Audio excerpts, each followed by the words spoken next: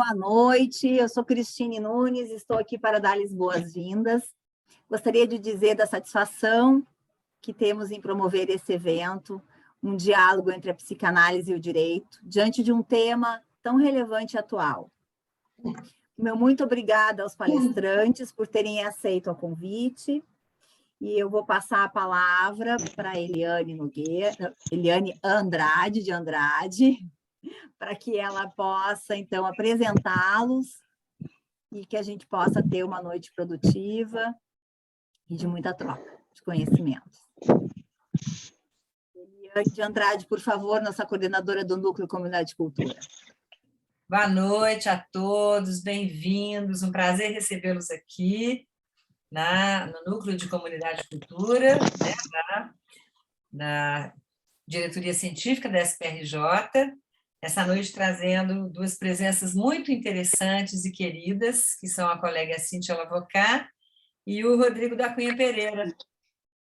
A Cíntia é a nossa docente de data da SPRJ, ela tem mestrado em família pela PUC-Rio, é membro da European Family Therapy Association, ex-presidente da Associação Brasileira de Terapia Familiar, e Rodrigo da Cunha Pereira é advogado, presidente nacional do Instituto Brasileiro de Direito da Família, IBDFAM, doutor pela UFPR e mestre pela UFMG em Direito Civil e autor de vários artigos e livros de direito de família e psicanálise. Acho que nós teremos uma noite de muito trabalho, um tema muito interessante. Depois nós vamos colocar vocês em contato com outras atividades que nós vamos fazer. Pedimos que os palestrantes usem 30 minutos cada um para fazer as suas ponências e pedimos que os espectadores usem o chat enquanto eles falam, se quiserem, mas depois que eles falarem é que nós vamos ler, e aí vocês podem usar tanto a mãozinha do aplicativo embaixo, quanto o próprio chat, ok? Então, estou passando a palavra para o nosso convidado mineiro, Rodrigo da Cunha Pereira. Bem-vindo, Rodrigo.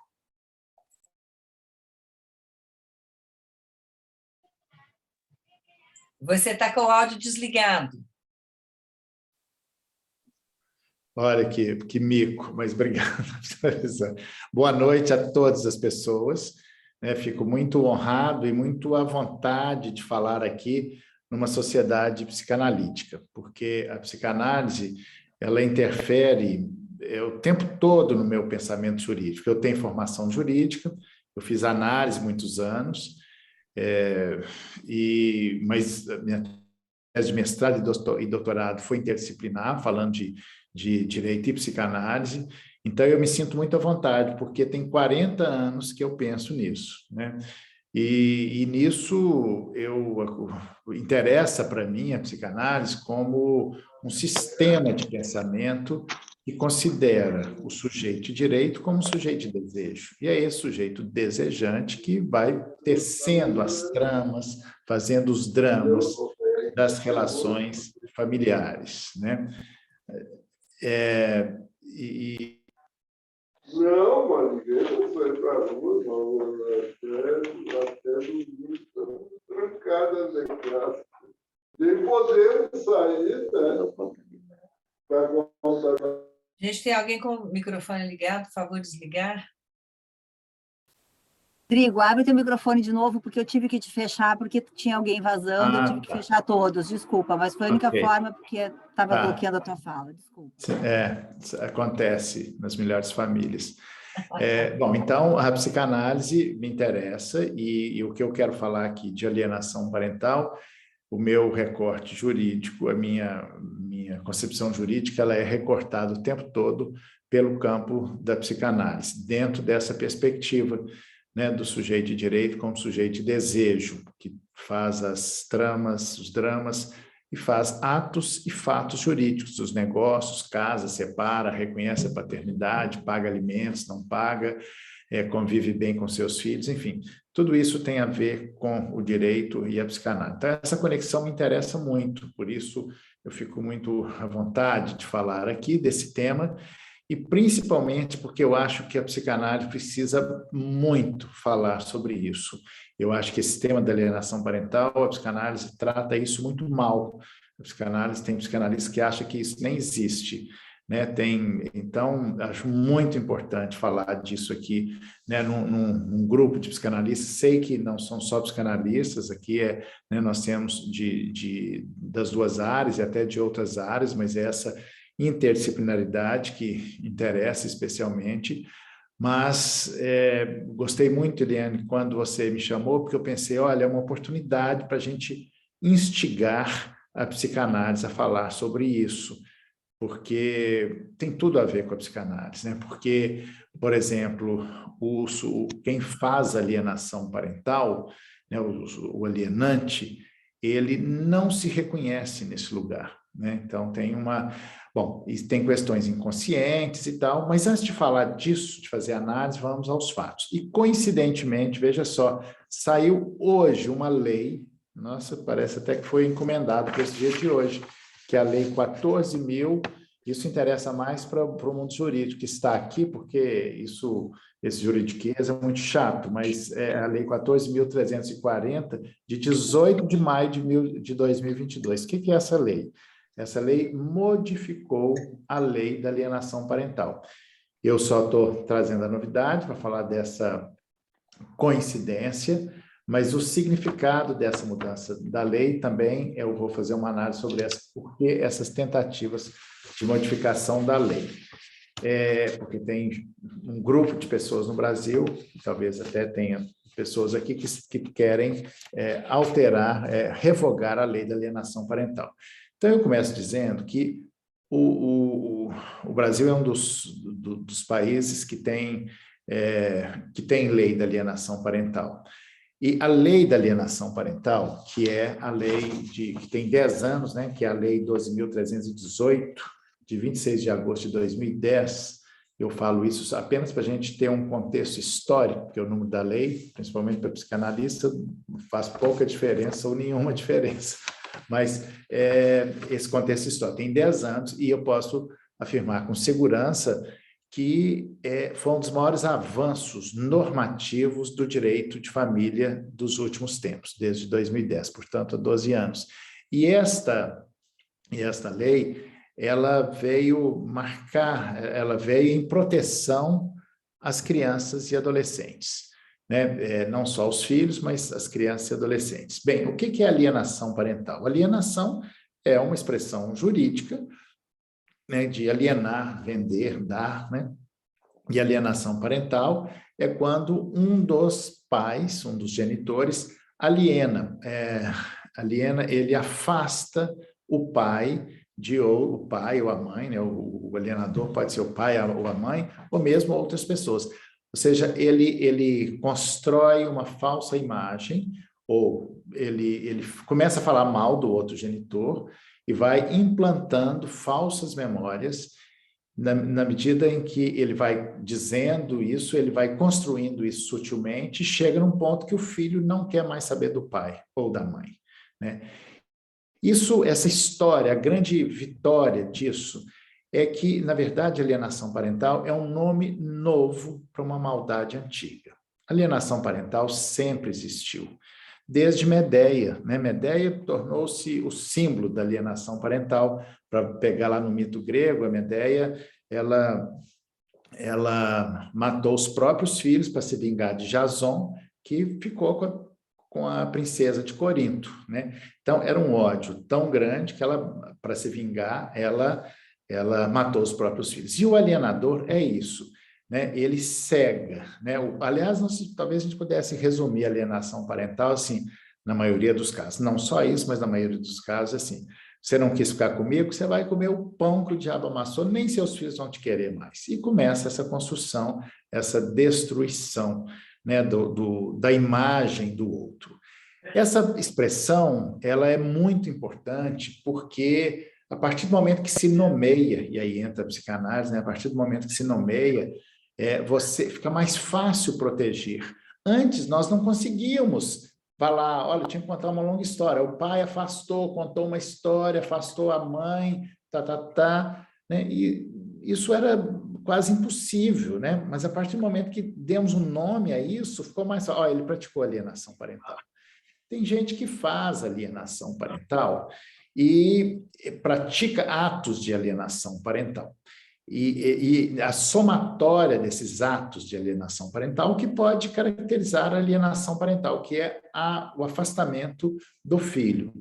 Né? Essa expressão ela foi cunhada pela primeira vez, né, por um psiquiatra americano, acho que todos já sabem disso, mas eu vou repetir só para a gente encadear um raciocínio. Richard Gardner, que foi muito combatido porque os opositores à lei da alienação parental destrincharam, né, a vida do Richard Gardner e encontraram mil podres da vida dele, e aí com isso queria anular a vida, tudo isso que ele construiu.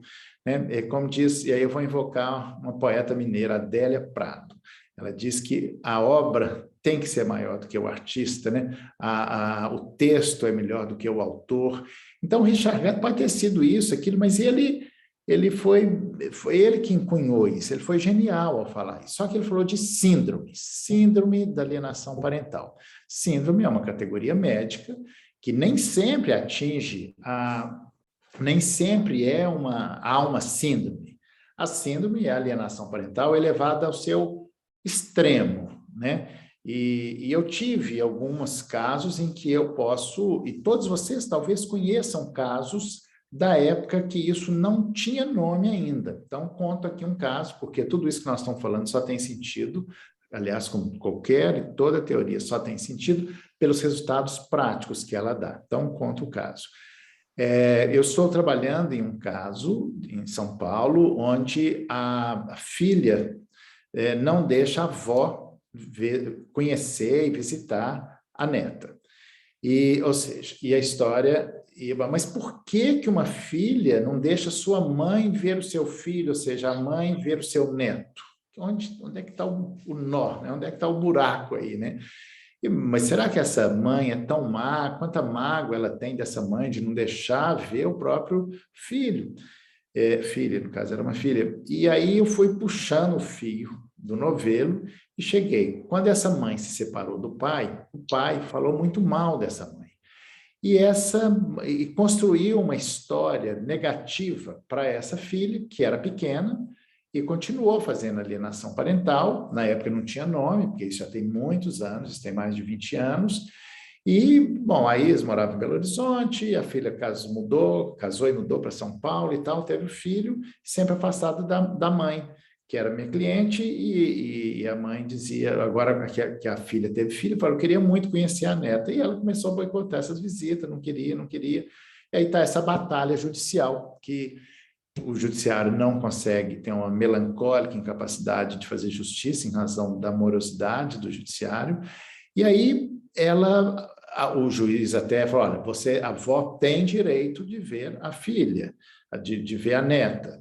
Tem a decisão judicial, mas ela não consegue ver a neta, porque a filha boicota e tal. Mas o que interessa? O processo judicial não interessa aqui. O que interessa é as consequências de uma alienação parental, elas são nefastas.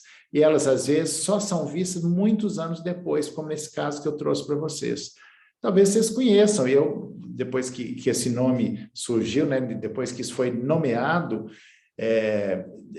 muitos amigos, muitas pessoas me confessaram, olha, meu pai, minha mãe fez alienação parental. Não tinha nome, né? Mas falava. Aliás, acho que muitos até hoje fazem, até mesmo quem está casado, né? Porque é meio uma vingança, assim.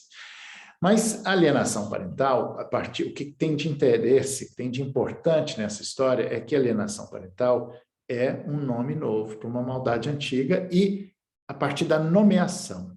Né? Quando se nomeia, você fica... Né? As palavras, elas ganham uma força, né? Elas têm um significado, um significante, e elas vão construindo, aí, ajudando a proteger essas crianças. A lei, como eu disse, ela define muito bem o que é alienação parental, e ela, na verdade, e é muito difícil provar alienação parental. E aí é que entra a psicanálise. Como é que se prova alienação parental? Falando juridicamente, nós temos 3 tipos de prova: prova testemunhal, documental e pericial. Dificilmente nós vamos ter provas documentais. Em geral, é a prova pericial, que é um grupo de uma equipe interdisciplinar que vai analisar se teve ou não a alienação parental. Se caracterizada a alienação parental, tem consequências, claro, essa é a diferença da lei jurídica para uma lei moral. A lei moral não tem consequência a não ser um sentimento de culpa que você pode ter, ou achar que você vai para o inferno, né? Isso é uma lei moral. A lei jurídica, ela tem que ter uma consequência. Olha, se você fizer alienação parental, você pode perder a guarda do filho e até mesmo perder o poder familiar. Você pode deixar de ser pai, você pode deixar de ser mãe, né? Eu já tive muitos casos de alienação parental, tanto de pai quanto por parte da mãe. E recentemente eu peguei um caso de uma mulher que ela, minha cliente, fazia alienação parental. E eu queria pegar esse caso como um desafio para ver como é que eu posso ajudar essas pessoas. E aí eu cheguei à conclusão que o alienador, ele não se reconhece como alienador. Aliás, ele acha que ele é vítima, ainda fala que está sendo maltratado, isso, aquilo, isso, e aí é que entra a psicanálise. A psicanálise terá uma grande contribuição, né, ao direito para ajudar a desvendar esses mistérios, porque isso se passa inconsciente, né? O nosso desafio como advogados é exatamente pegar toda a confusão da subjetividade e transformá-la em objetividade dos atos e fatos jurídicos, em um processo. Por exemplo, o processo jurídico, judicial, é a materialização de uma realidade subjetiva. E essa realidade subjetiva, como é que nós vamos desvendá-la, desvelá-la? Aí, de volta à psicanálise, né? Só que o juiz, para dar uma sentença, porque ele precisa, ganha na justiça, não é quem tem direito, mas quem tem a prova do direito. Então, o juiz, para dar uma sentença, olha, você praticou alienação parental, você vai ter a seguinte punição. E aí, essa punição, isso é muito importante, porque, aliás, isso é a função do direito, né? A gente pode definir o direito como sendo uma sofisticada técnica de controle das pulsões, e é de colocar limites, né? Limites externos em quem não os tem internamente. Então, a lei da alienação parental, como qualquer outra lei, vem exatamente cumprir esta função. E o curioso é que não é fácil provar alienação parental, mas a lei da alienação parental, ela tem uma função até mais pedagógica do que jurídica, diante da dificuldade de se provar alienação parental. Assim como a Lei Maria da Penha. Todo mundo já ouviu falar da Lei Maria da Penha, né? Assim, homens, mulheres. A Lei Maria da Penha, ela tem um efeito didático, pedagógico, muito grande, muito importante. A lei da alienação parental também. Então, quando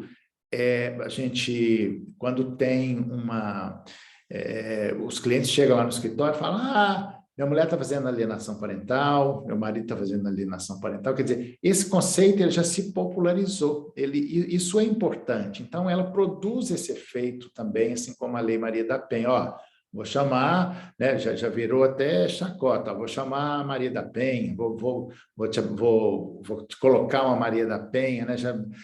Então, a lei da alienação parental também, ela produz esse efeito popular, pedagógico, didático, mas precisamos evoluir, e a psicanálise, aí é que entra a contribuição da psicanálise.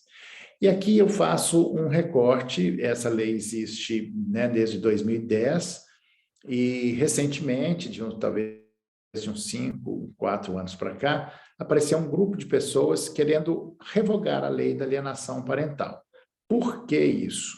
Os argumentos de quem quer revogar a lei é porque quando nos processos judiciais se reivindicava, a mulher, por exemplo, geralmente a mulher, nesse caso, dizia que o marido, o companheiro, abusou sexualmente do filho. Isso, vocês que são psicanalistas sabem como isso é possível, como isso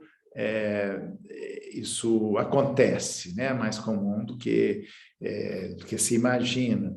Só que como é que se prova um abuso sexual? Como é que se prova né, essa história vai ficar a palavra de um contra o outro, a não ser quando tem prova. Então, em muitos casos, quando a mulher invocava, dizia que o marido abusou sexualmente, queria afastá-lo do convívio com o filho, e isso toca na lei universal da cultura, que é o interdito proibitório do incesto, isso causa um horror a todos, principalmente nos juízes. Então, se você entra com uma ação dizendo que o pai abusou do filho, isso aí tocou isso não tem relativização, isso não é moral, né? Isso é uma lei universal e os juízes dão imediatamente o afastamento. Eu tenho vários casos cujos clientes foram acusados e ficaram anos sem ver os filhos, alguns, e depois perdeu o contato, enfim. Bom, isso é muito comum. E qual é, depois da lei da alienação parental? Essas pessoas que eram acusadas, elas passaram a invocar a lei e dizer, não, eu não abusei, ela é que está fazendo alienação parental, porque fazer essa acusação, que é a acusação máxima, o terror máximo, isso sim, ela é que está fazendo alienação parental. Então ficava naquilo, foi abuso sexual, foi alienação parental, e por casos particulares de muitas dessas mulheres, foram esse grupo de pessoas que queriam reivindicar, talvez até tenha algumas delas aqui, não sei, mas se tiver, até bom, né, vamos conversar sobre isso. Elas fizeram um grande movimento, muito bem articuladas, fazem um grande barulho sobre isso e apresentaram projetos de lei para revogar esta lei, sob a alegação de que essa lei faz muito mal para as crianças, que agora, a partir dessa lei, não se pode mais acusar ninguém que faz abuso de criança, abuso sexual, porque a defesa é alienação parental, né? Esse é o motivo o motivo central e pelo qual esse grupo de pessoas pretende revogar a lei da alienação parental. E aí, nesse movimento todo, né, que tivemos de tentativa de revogação, o IBDFAM, Instituto Brasileiro de Direito de Família, entrou em cena, falou, olha, não é o caso de revogar, podemos até melhorar, uma lei é perfeita, deve até ter gente mesmo que usa e abusa da lei para se defender, para escamotear isso aí, e só que esta é um mau uso da lei, mas o fato de uma ou outra pessoa usar mal a lei não quer dizer que a lei seja inválida. Mesma coisa a Lei Maria da Penha. Tem muitas mulheres que fazem falsas acusações, né, de violência e nem por isso a lei é ruim. A Lei Maria da Penha tem um alcance social e um avanço civilizatório enorme, muito importante, mas muitas abusam, mas nem por isso é necessário, é possível precisa revogar a lei da alienação da Maria da Penha, da mesma forma a lei da alienação parental. Bom, nessa mistura toda de revoga, não revoga, tem ação no Supremo Tribunal Federal para declarar a inconstitucionalidade dessa lei, enfim, esse grupo de mulheres travou uma luta ferrenha na tentativa de revogá-la. E aí, hoje, foi publicada a lei, não revogando, ainda bem, né, que é a Lei 14.000, olha que coincidência, a Lei 14.340, de 18 de maio de 2022. O que diz essa lei? Essa lei, bom, primeiro, não revogou a lei, ela mantém a lei, ela alterou, fez algumas alterações que foram até positivas, tanto no Estatuto da Criança e do Adolescente, o Estatuto da Criança e do Adolescente, a Lei 8.069 de 1990, que é um dos textos normativos mais avançados do mundo, né, que trouxe essa nova concepção de crianças e adolescentes, né, como sujeito de direitos, mas ele vem sendo aperfeiçoado. Então, alterou o Estatuto da Criança e do Adolescente e a Lei da Alienação Parental, para apenas falando sobre a questão da perícia, e aí entra o interesse da psicanálise, né? Então, a lei, ela alterou o artigo 4º, que diz o seguinte, vou ler aqui, aspas, assegurar-se-á à criança e ao adolescente e ao genitor garantia mínima de visitação assistida no fórum em que tramita a ação ou em entidades conveniadas com a Justiça, ressalvados os casos em que há iminente risco de prejuízo à integridade física ou psicológica da criança ou do adolescente, atestado por profissional eventualmente designado pelo juiz para acompanhamento das visitas. Bom, o que é isso? Muita gente não deve ter entendido nada aqui, né? Mas contextualizando, quando se acusa de abuso sexual, afasta totalmente o pai, né? E aqui pelo menos está dando uma segurança de que vai ter essa visita no fórum. E aí eu quero chamar a atenção para essa expressão visita e genitor, que são duas expressões hoje inadequadas. Primeiro, visita traz consigo um significante de frieza, de formalidade, né? Eu falo para os meus clientes, lá na minha clínica do direito, eu tenho meu escritório que eu chamo de clínica do direito, porque nós, advogados de família, temos que ter uma escuta. Eu acho que nós, os sacerdotes, os psicanalistas, somos profissionais da escuta, né? Então, essa visita, né? Eu falo, um pai jamais deve se permitir ser chamado de visitante do seu filho. Ele é convivente. Visitante pode ser a tia, a avó, alguém mais, né, que tem esse significante aí da frieza. Então, o Estatuto da Criança e do Adolescente já usa a expressão convivente desde 1990. Então, vamos recolocando as palavras, né? A gente sabe, pela psicanálise, que as palavras têm força e poder. Então, vamos mudar as palavras, não é visita, é convivência. E outra expressão também que é preciso ter cuidado com ela é genitor, porque o genitor nem sempre é o pai, e o pai nem sempre é o genitor. Então, por exemplo, um filho adotivo, você vai falar de genitor, você está excluindo uma determinada categoria. Então, vamos ter cuidado com as palavras. Então, isso aqui a lei usou né, não teve nenhum cuidado com as palavras. Então, fica aqui essa ideia de que nós devemos ter cuidado com as palavras, e nesse caso específico não usarmos a expressão genitor e nem visita, né? E aqui fala, na verdade, a lei ela não trouxe grandes modificações, mas a notícia boa é que ela não revogou a lei da alienação parental, né? E hoje isso foi o coroamento disso, e isso foi um grande avanço, porque eu não tenho dúvida nenhuma, gente, a lei da alienação parental foi um dos maiores avanços do direito de família dos últimos tempos, os maiores avanços normativos, né? Porque a fonte do direito não é só a lei, existem outras fontes do direito, os costumes, a jurisprudência, a doutrina, o direito comparado, enfim, mas como norma, né, como lei, foi um dos maiores avanços, sem dúvida. Eu, além da psicanálise, eu tenho feito a invocação de de outro elemento que tem ajudado muito no direito, que é a arte, os elementos artísticos. Eu tenho um livro que chama Direito de Família, e ao final de cada capítulo eu faço a indicação de filmes, e quando eu falo da arte, nas suas diversas linguagens artísticas, desde performance, cinema, música, poesia, linguagem literária, enfim, ela ajuda muito a contribuir, né, e a ir além, né, porque, olha, a arte, ela traduz as coisas, ou ela, além de trazer, muitas vezes, trazer um incômodo, né, nos trazer uma reflexão, mas, por exemplo, a linguagem cinematográfica, o cinema, né, eles trazem, nesse caso, muita contribuição. Por exemplo, nós temos vários filmes sobre alienação parental. Nós temos um que foi o primeiro, que é especificamente sobre isso, que chama A Morte Inventada, que vocês podem ver isso na internet, então quem não viu pode ver, que fala disso e traduz isso muito bem, né? Tem vários outros filmes, e tem um sobre abuso sexual, que é um filme antigo, que chama A Testemunha, que é a história de abuso sexual, que um grupo de professores da escola, professor da escola, que foi acusado de abuso sexual, e essa história aconteceu igualzinho em São Paulo. E quando você acusa alguém de ter sido, de abusar o seu filho, isso aí já é mesmo se não tiver abusado, isso aí já é uma condenação eterna, essa marca, essa mancha fica para o resto da vida.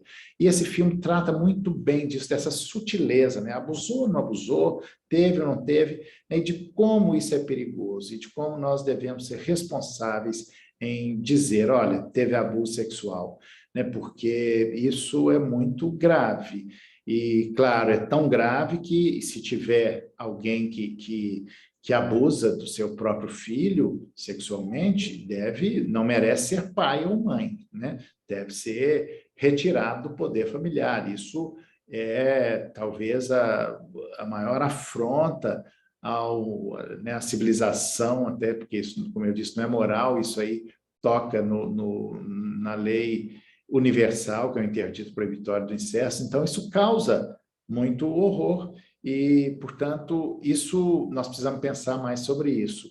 E será que abusou, não abusou? Enfim, as defesas são sempre nesse sentido de alienação parental.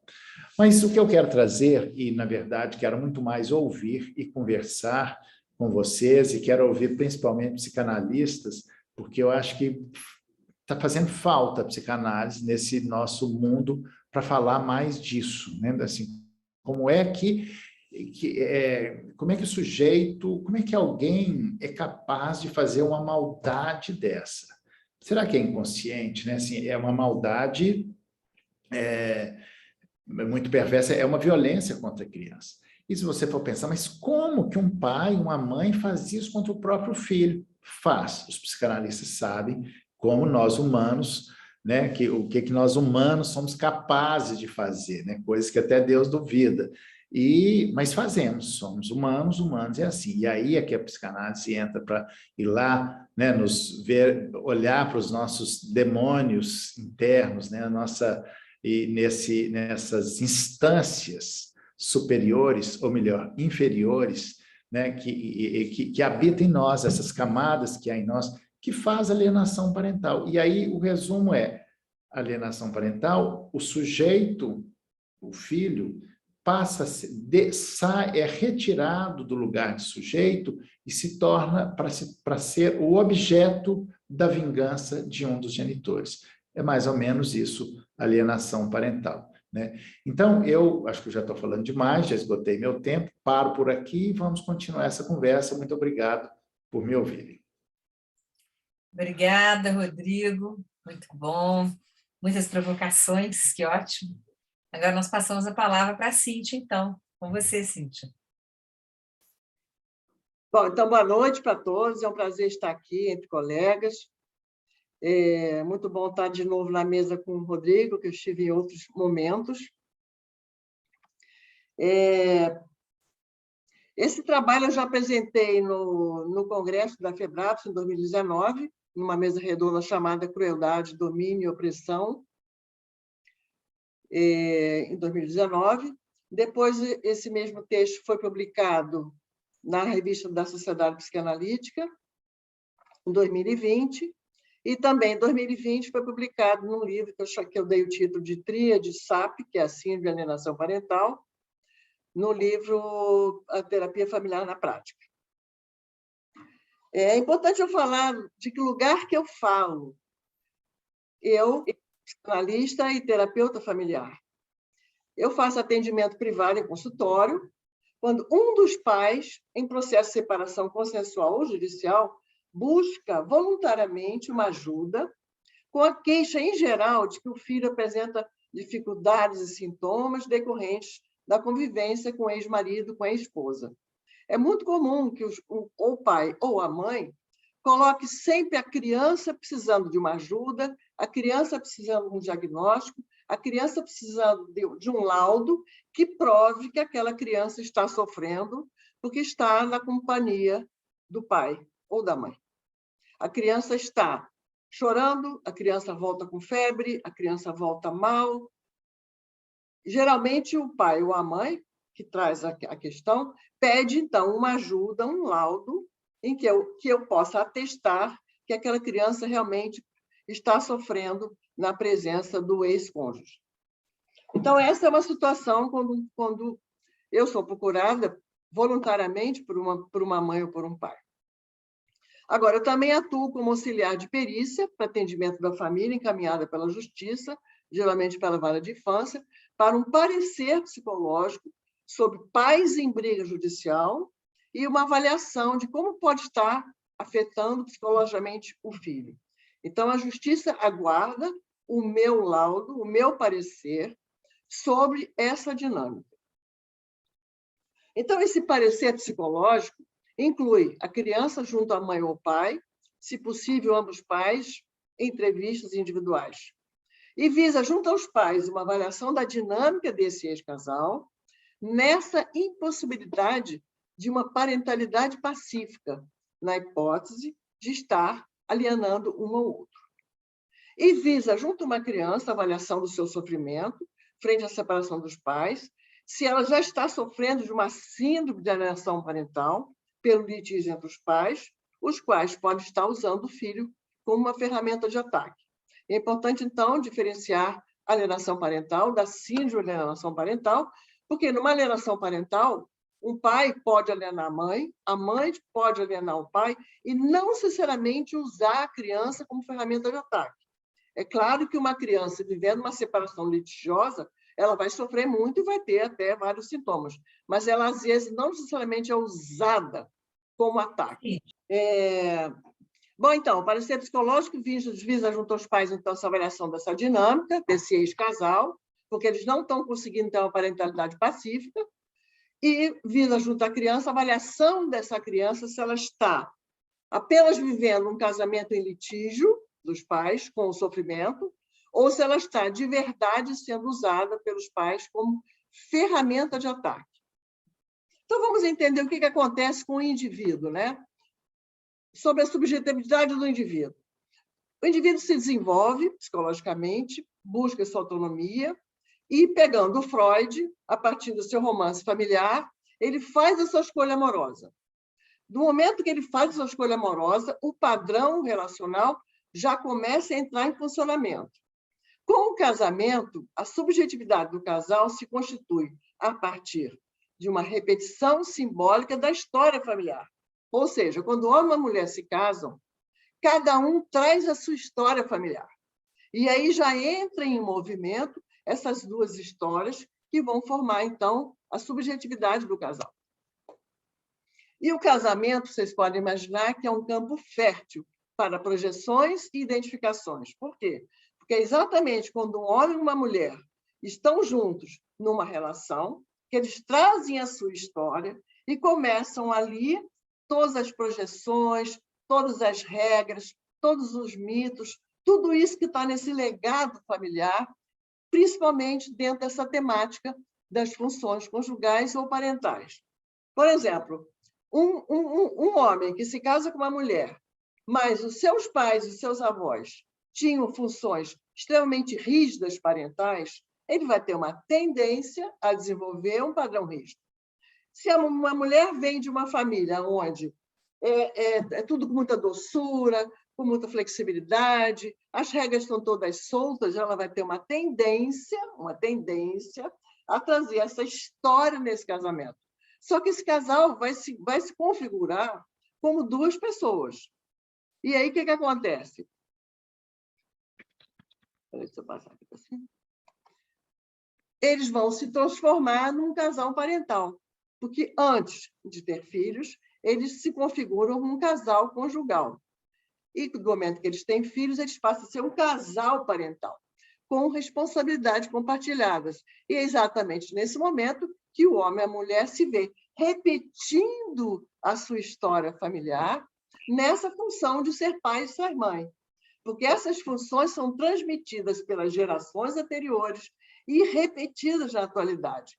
E é claro que os problemas acabam se evidenciando nas crises de casamento. É exatamente quando o casal começa a ter problemas, que o seu passado começa a atormentar esse homem e essa mulher. O conceito de parentalidade tem seus deveres estatutariamente estabelecidos.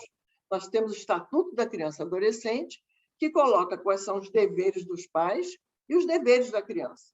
E essa parentalidade ela é o resultado de uma fecundidade simbólica nesses níveis, então, conscientes e inconscientes. Agora, o exercício, no sentido jurídico, se refere, então, à genealogia, filiação, pertinência, inclusive adoção. E a experiência da parentalidade compreende, então, o desejo pela criança, cuja prática, então, inclui as tarefas essenciais dos pais. E o mais importante para a gente desenvolver uma parentalidade é o desejo de ser pai. E eu que trabalho muito com adoção, muitas vezes as pessoas falam: eu quero ser o pai porque eu quero passar meu legado, eu quero ser o pai porque eu quero deixar meus bens, eu quero ser o pai porque eu quero ver no meu filho a minha imagem. Mas, na verdade, a legitimidade da parentalidade é o desejo de ser pai, é o desejo de ter um filho, e não uma pode ser questões do passado, questões das gerações anteriores, questões que ele tem traumas na sua história. Então, quando ele deseja ser pai, ele projeta todos os seus fantasmas naquele filho. Então, quando a gente trabalha, né, na habilitação para pais adotivos, a gente vê, então, a legitimidade do desejo de ser pai e de ser mãe. E é claro que, então, quando a gente fala de uma separação, toda ruptura de um casamento é sempre um luto pela projeção exatamente de tantos fantasmas na infância.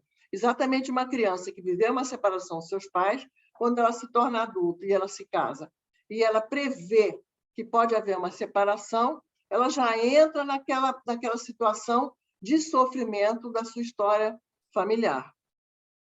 Então, é claro que o casal vai lidar com a separação e com as necessárias mudanças de acordo com a sua capacidade de elaboração e superação dos danos, porque sempre afeta muito o casal pelas dores da desilusão. O que é a perda da ilusão? A perda da ilusão exatamente provoca feridas narcísicas, atitudes ambíguas, competitivas, inclusive enlouquecedoras, que é isso que a gente vai ver quando acontece uma separação muito dolorosa e o homem e a mulher quer se vingar daquele parceiro exatamente porque sentiu essa desilusão da separação. E uma separação litigiosa, então, impulsionada pelo ódio, salienta um problema vincular, com queixas sobre ressentimento pelo fim do casamento e que transcendem o processo de guarda do filho.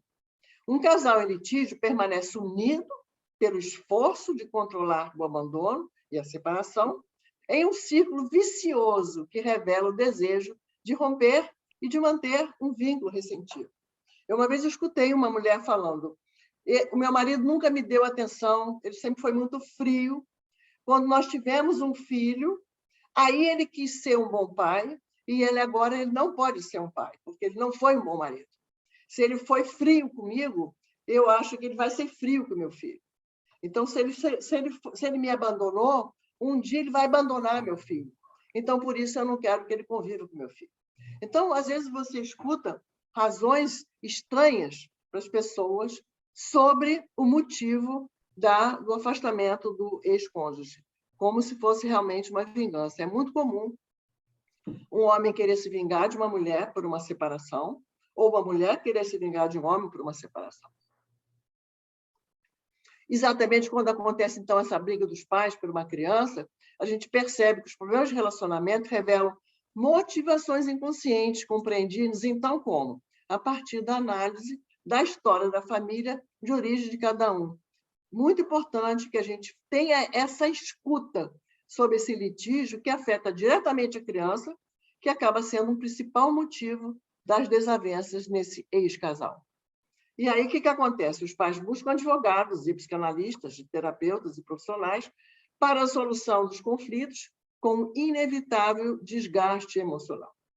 Exatamente nessa briga é que, como até o Rodrigo colocou, o homem ou a mulher quer se vingar de todas as formas e a maior vingança que ela consegue, o seu sucesso, é quando a criança não quer mais visitar o pai ou a mãe. Quando a criança tem medo do pai ou da mãe, quando a criança não quer mais frequentar a casa do pai ou da mãe, quando a criança começa a dizer, inclusive, que tem medo daquele pai e da mãe. Essa é a grande vitória perversa de um pai e de uma mãe, quando percebe que o seu filho está com medo, então, do seu ex-cônjuge. O que acontece, então, quando a gente estuda essa questão da guarda, né? Em 2010, como até o Rodrigo colocou, a alienação parental ela surgiu e foi legitimada como um objetivo de proteger a criança de atos alienantes dos seus pais. Em 2014, em consequência dessa lei, a garantia da manutenção equilibrada da parentalidade, nos seus direitos e deveres, passou a ser, então, legitimada como uma guarda compartilhada, com o objetivo de evitar que um dos pais tenha um poder adicional sobre a criança em detrimento do outro. O que acontece com esses pais, nesse padrão alienante? Eles não estão, muitas vezes, conscientes da utilização do filho como objeto de desejo. E aí que entra a função do psicanalista, que é analisar a situação para que os pais compreendam o que está acontecendo. Porque eles não aceitam a guarda compartilhada, a primeira coisa que eles querem é não aceitar a guarda compartilhada, expressam absurdas versões sobre os seus motivos para lutar pelo filho e revelam motivações perversas para afastar e se vingar do ex-cônjuge. O genitor alienador, em geral, que é o guardião, ele deseja manter a guarda exclusiva do filho. Cria acusações inverídicas, histórias distorcidas sobre o outro, às vezes de abuso, colocando a criança como testemunha. Exatamente como o Rodrigo falou sobre a implantação das falsas memórias, após um fato, uma nova informação irreal é incluída pelo alienador para alterar a memória original, levando a criança a lembrar-se de algo sobre o outro genitor de maneira deturpada, confundindo a criança. Esse conceito até desenvolvido pelo Stein é muito interessante, porque na avaliação de uma criança, que ela pode contar uma história, ela pode, inclusive, desenhar uma história, por exemplo, de um abuso. A criança desenha um abuso, a criança conta a história do seu desenho, diz que, numa situação que eu estou lembrando, né? O vovô, no caso, era uma alienação contra o avô. O vovô estava mexendo na menina, o vovô queria levar a menina para o banheiro, o vovô queria dar banho na menina e o vovô fazia festinho na menina. A criança desenhou isso. E isso teve um impacto muito grande, porque exatamente a queixa era de que o avô era um abusador, quando que no desenvolver da terapia com essa criança, a mãe teve um surto, e a criança, então, disse que a mãe dizia, às vezes, coisas que ela não entendia, e que aquele desenho, a própria mãe tinha contado aquela historinha várias vezes. E dizendo, a minha mãe, às vezes, fala coisas que eu não entendo. Então, a própria criança contou uma outra história sobre o próprio desenho que ela fez depois que essa mãe teve um surto, inclusive foi internada, e aí a situação ficou esclarecida de que o avô não era o abusador, o avô, inclusive, era o cuidador, e a própria criança conseguiu rever o seu próprio desenho. Agora, ela conseguiu rever o seu próprio desenho depois de 1 ano, depois de um processo de afastamento desse avô, depois de um processo muito complicado na justiça, com o sofrimento dessa menina muito grande, que gostava do avô, o avô realmente dava banho nela, o avô realmente levava ela para ver xixi, o avô realmente era muito carinhoso, mas a história foi deturpada e ela mesma contava que tinha havido esse abuso. Então, é muito sofrimento para uma criança ter uma lembrança de algo que não existiu, de uma memória que foi implantada. E o genitor alienado, e quando a gente fala genitor, aí eu peço desculpa para o Rodrigo, né? É porque, em vez de você dizer o pai ou a mãe, o pai ou a mãe, o pai ou a mãe, então, quando a gente fala genitor alienado, para dizer quem é que está nessa função de alienado, que ele fica no lugar de vítima, ele se sente impotente para exercer seus direitos, por imposição do ex-cônjuge, pela própria criança, que às vezes não quer, e às vezes por restrições de justiça, quando ele tem a medida protetiva de afastamento. Ele pode reagir com raiva, tentando se defender e manter o vínculo afetivo junto à criança. Esse pai ou a mãe alienado pode, inclusive, se afastar por falta de esperança, ocorrendo uma autoalienação. E sobre essa autoalienação, é importante a gente pensar, e esse filme Morte Inventada é muito interessante, teve muitas discussões, porque é um filme com relatos verdadeiros, relatos históricos de jovens ou adultos que contaram, então, todos os anos que passaram afastado do seu pai ou da sua mãe, por uma injustiça cometida contra esse pai, que foi acusado de alienador, e que muitos desses pais acabam se afastando por cansaço, por tristeza e por desistir daquela própria criança. Então, tem uma situação de um casal que a mulher engravidou, o marido achava que aquela criança não era dele, disse para todo mundo que a criança não era dele, porque a mulher teria traído ele, e não quis reconhecer a paternidade, Ele realmente se recusou a reconhecer a paternidade, embora fosse bastante óbvio que aquela criança era dele, até pelos traços físicos entre os outros irmãos, mas ele dizia o tempo todo que não era a criança, não era dele. E a mãe, então, resolveu criar a criança sozinha, não buscou reconhecimento de paternidade, só que a criança chegou aos 10 anos pedindo muito para conhecer o pai, e essa mulher muito irritada com esse homem que nunca pagou pensão, e nem ela queria mesmo. Quer dizer, ela queria realmente que aquele pai tivesse afastado. E aos 10 anos de idade, essa menina começa a pedir, então, para conhecer o pai. E até pela minha sugestão, eu coloquei para ela que a criança tinha o direito, que as crianças também têm seus direitos. A criança tinha o direito da convivência com aquele pai. E ela dizia, sim, mas ela tem o direito, mas o próprio pai não quis. Então, ela entrou com um processo de paternidade, foi reconhecida a paternidade, e esse pai, então, a contra-gosto, teve que se encontrar com essa filha, que queria muito conhecer o pai, e se encantou pela menina, e se arrependeu, e quis se aproximar, mas o vínculo já estava perdido, o vínculo já havia um afastamento de 10 anos, mas essa menina queria muito ter esse pai, e o pai acabou, então... foi até um final feliz nesse sentido, né?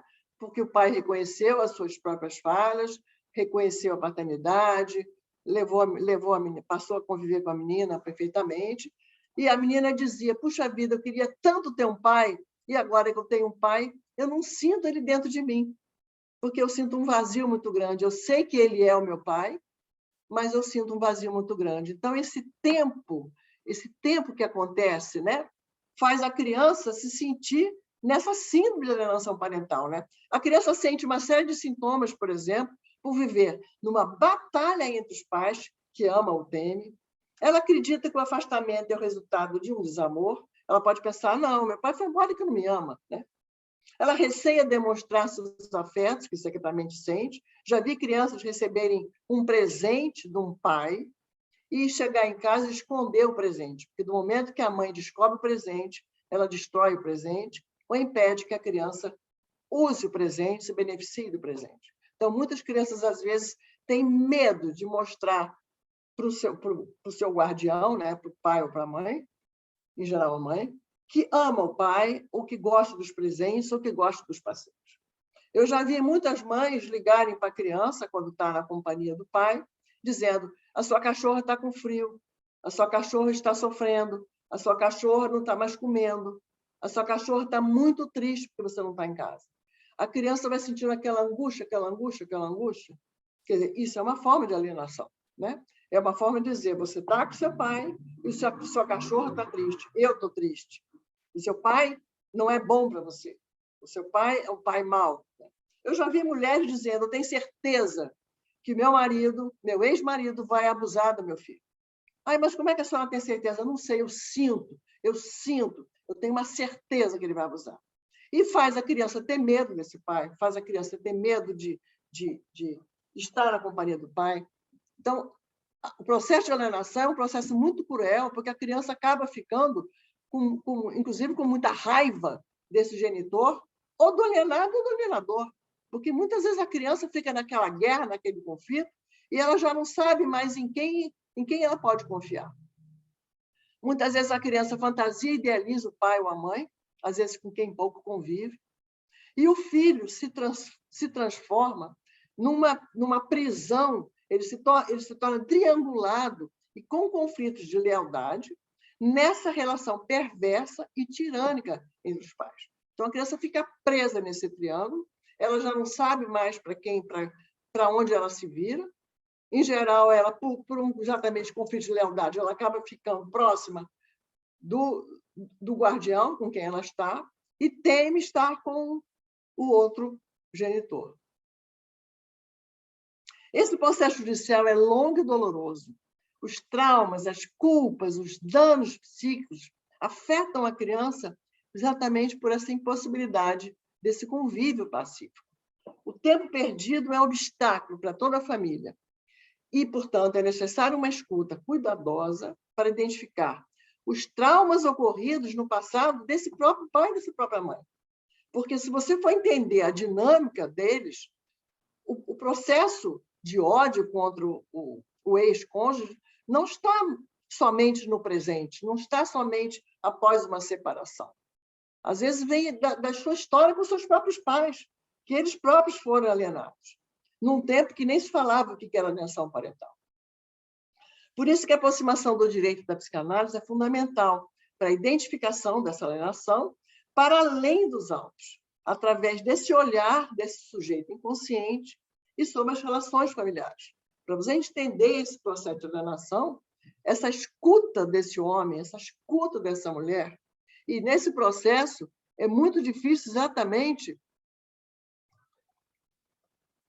porque após uma sentença de alienação parental, nesse processo, são impostas medidas punitivas ou protetivas, que são temporárias ou longas, ou mesmo de revisão de guarda. Infelizmente, essas sanções judiciais, paradoxalmente, elas visam a proteção, mas elas também afetam muito mais a própria criança. E, nesse caso, quando sai a sentença, eles indicam ou o início, se não tinha, ou a continuidade do tratamento terapêutico da família, dos pais ou da criança.